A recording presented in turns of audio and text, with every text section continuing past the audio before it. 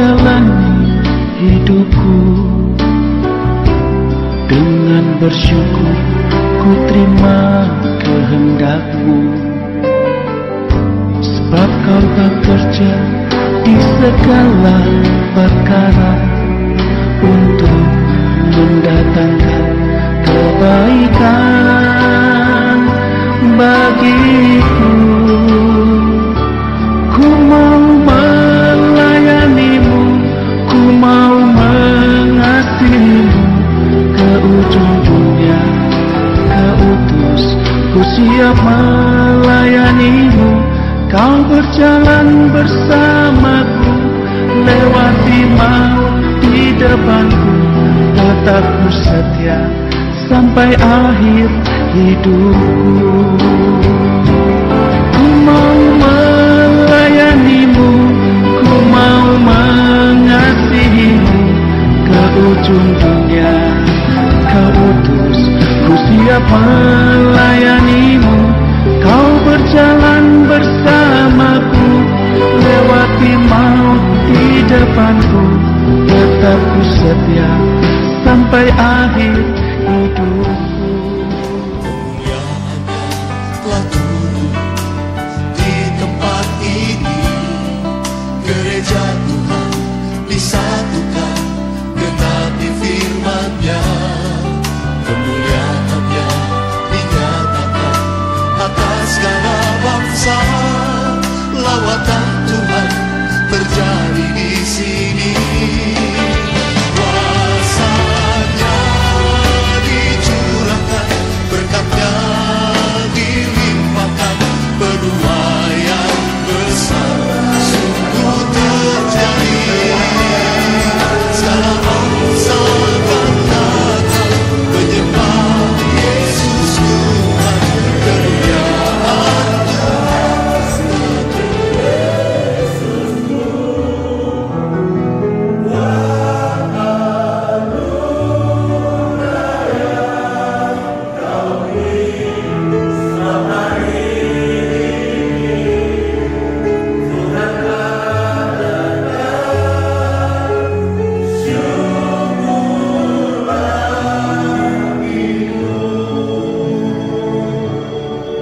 sebab hari ini Tuhan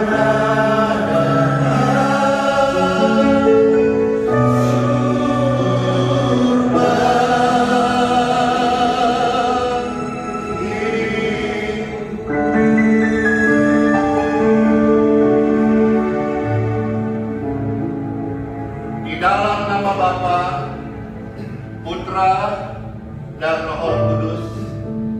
Tuhan Yesus, firman yang hidup, yang memberikan keselamatan, pengampunan, kelepasan, dan kesembuhan. Di dalam namanya ada keajaiban, ada hidup yang baru, ada pengharapan. Berfirmanlah, ya, Shalom. Praise God, forevermore, glory to God. Terima kasih Bapak Kapolda, Pak Irwasda, Bapak Tatra, dan semua pejabat utama Polda Kaltim. Sebuah kehormatan bisa melayani hari ini dalam momentum Paskah. Paskah adalah pengorbanan. Paskah adalah sacrifice, penyerahan, penderitaan yang sudah terjadi 2000 tahun yang lalu di Bukit Golgota. Dan hari ini kita memperingati Paskah. Kita beribadah bukan supaya kita diberkati, bukan supaya kita diampuni, bukan supaya kita disembuhkan, tetapi karena ini peringatan Paskah yang sudah terjadi, sama halnya kemerdekaan Republik Indonesia sudah terjadi, maka kita rakyat Indonesia sudah merdeka. merdeka. Kita beribadah karena kita sudah diberkati, sudah disembuhkan, sudah diselamatkan, sudah diampuni. Berikan tepuk tangan kepada Tuhan. Haleluya. Semua penyakit keturunan sudah taklukkan, tunduk di dalam nama Tuhan Yesus Kristus. Pembacaan sabda firman Tuhan hari ini terambil dari surat 1 Petrus pasal 2 ayat 18 sampai dengan ayat yang ke-25.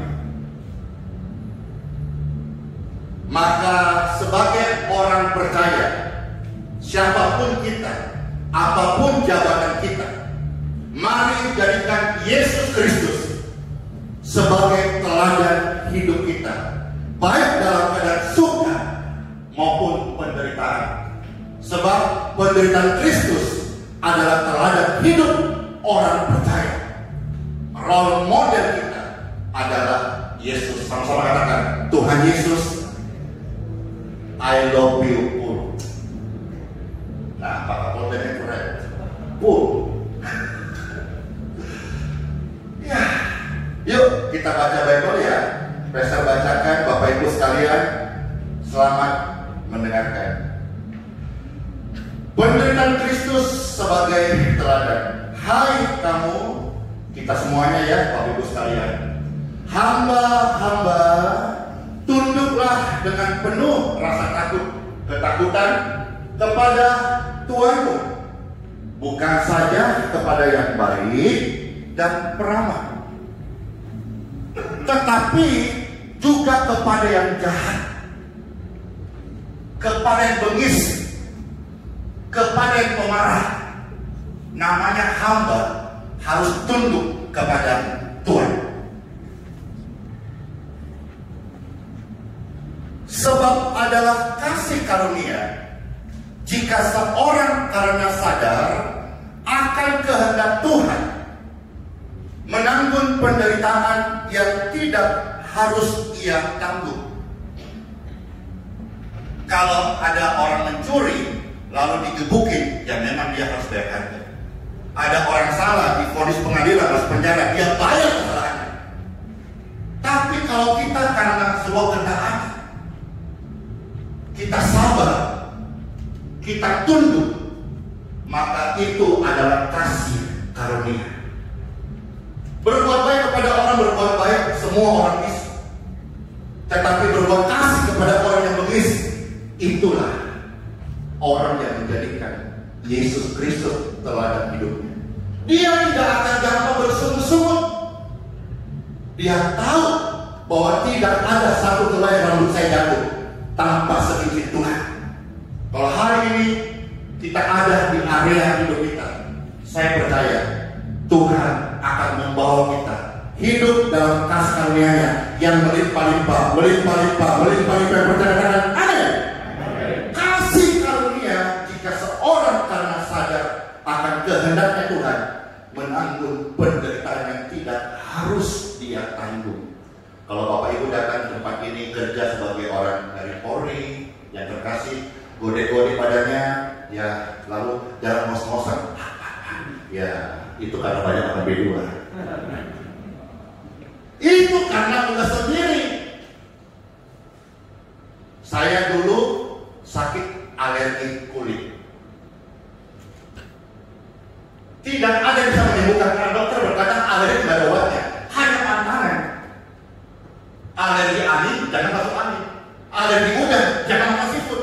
Simpel saja. Lalu dia bilang alergi udang, dia makan seafood. Dan dia berkata, kok aku alergi ya? Alergi adalah pantanganmu dan pemakan. Kecuali ada orang yang hidupnya nggak tenang, gelisah, dia nyanyi lagunya lagu lama, resah dan gelisah, mau tidur nggak bisa. Nah, kalau ada gangguan-gangguan roh jahat, Tuhan Yesus pelepas kita. Tuhan Yesus pembebas kita. Amin. Tuhan Yesus penolong yang ajaib. Dia namanya adalah Immanuel. Dalam sebuah kejadian, kadang-kadang pihak keamanan datang setelahnya, tetapi Tuhan Yesus sahabat yang setia. yang menolongmu tepat pada waktunya. Dia tidak pernah meninggalkan engkau. Oleh karena kasih karunia, kita semua disebut sebagai anak-anaknya. Siapa yang percaya? Berikan tepuk tangan yang benar itu. Sebab dapatkah disebut pujian, yang ke-20, jika kita menderita pukulan karena berbuat dosa. Tetapi jika kita berbuat baik dan karena itu kamu harus menderita, maka itu adalah kasih karunia. Saya mau share sedikit di sini. Yang namanya manusia, Bapak Ibu, kita tidak luput dari penderitaan. Orang benar, ya Pak Jeffrey dan terkasih, tidak meninggal karena sakit. Orang benar tidak meninggal karena bencana atau accident.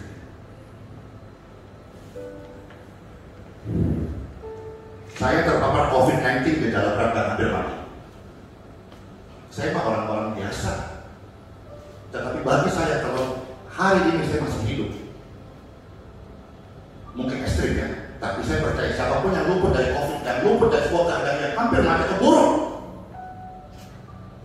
terpilih. Maksudnya masih ada mandat, masih ada tugas.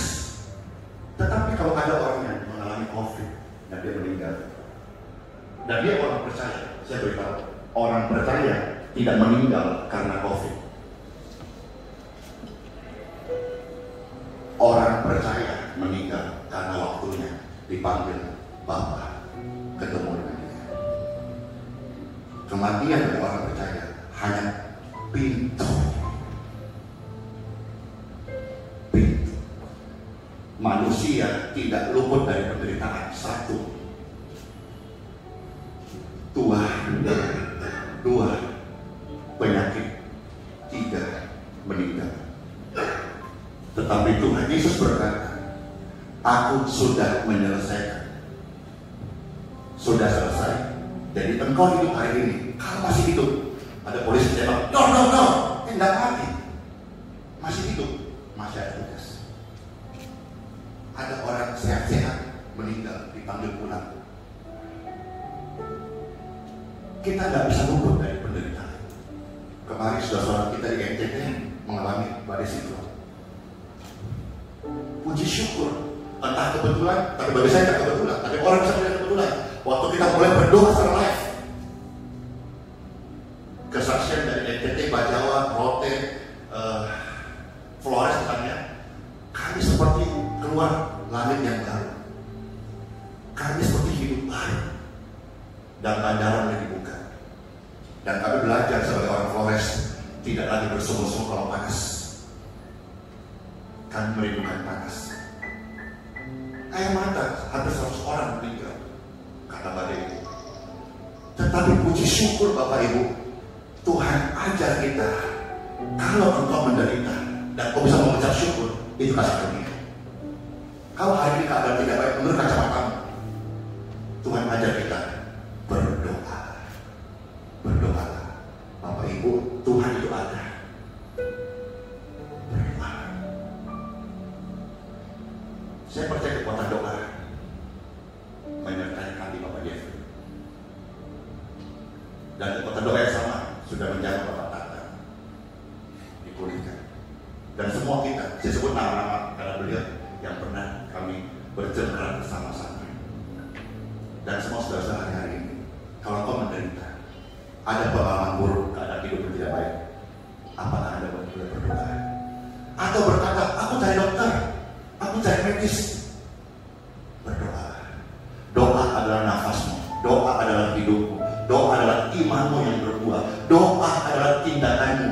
Banyak orang beriman beragama, tapi dia lupa untuk mengandalkan Tuhan lewat doa. Ayat 21 ya, saya baca. Sebab untuk itulah kita dipanggil, karena Kristus pun telah menderita untuk kita. Dan Kristus telah meninggalkan teladan bagimu supaya kamu mengikuti jejak-jejaknya. Ketika menderita, Kristus tidak berbuat dosa. Ketika menderita, Kristus tidak menipu. Ketika menderita, Kristus tidak mengumpat. Ketika menderita, Kristus tidak mencaci maki. Ketika menderita, Kristus tidak mengeluh. Ketika menderita, Kristus tidak ngomel. Jalan hidup orang benar bukan menuju kegelapan. Kita adalah eklesia yang dipanggil dari gelap keluar kepada terang yang ajaib. Maka seluruh orang percaya, Polri Kalimantan Timur, bersinarlah, bercahayalah, karena untuk itu kita dipanggil.